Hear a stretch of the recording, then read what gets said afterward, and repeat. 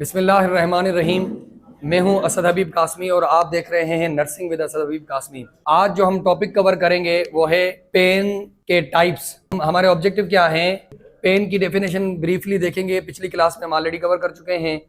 Types of pen को discuss करेंगे और फिर उन टाइप्स में एक्यूट एंड क्रोनिक की डिफरेंशिएशन देखेंगे। पेन क्या है? Unpleasant sensation and emotional experience usually caused by tissue damage.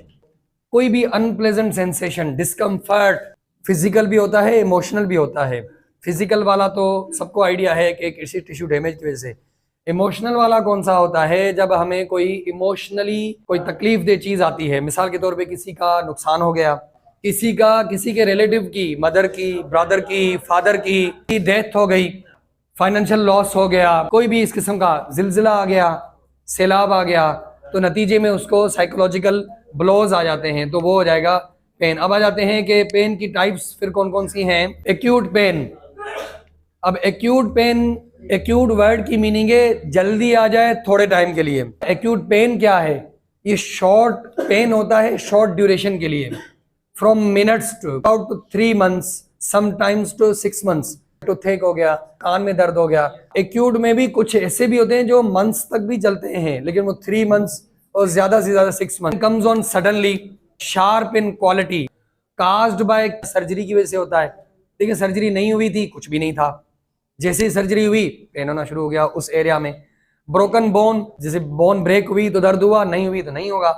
Dental work, ये एग्जांपल के तौर पे लिखे। Acute pain subsides after injury heels और इलनेस सबसाइड्स। मिसाल के तौर पे सर्जरी है, जख्म हील हो गया, पेन खत्म हो गया।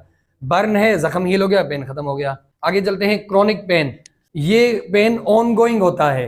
अच्छा, longer in duration, more than 6 months, continue even after injury heeled.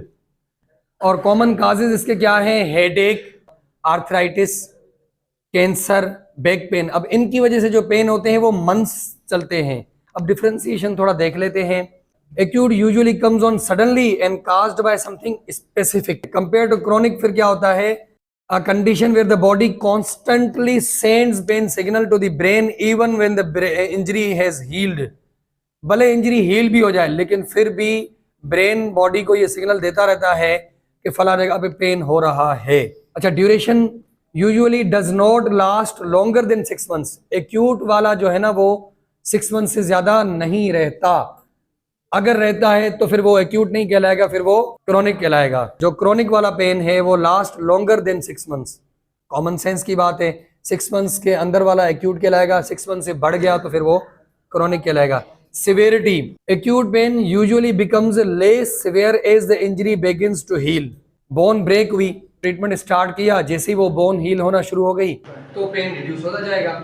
लेकिन क्रोनिक वाला परसिस्ट रहता है even after the injury heels, भले वो इंजरी हील भी हो जाए। तो ये था आज का हमारा टॉपिक, होपफुली आपको अच्छे से समझ आ जाएगा।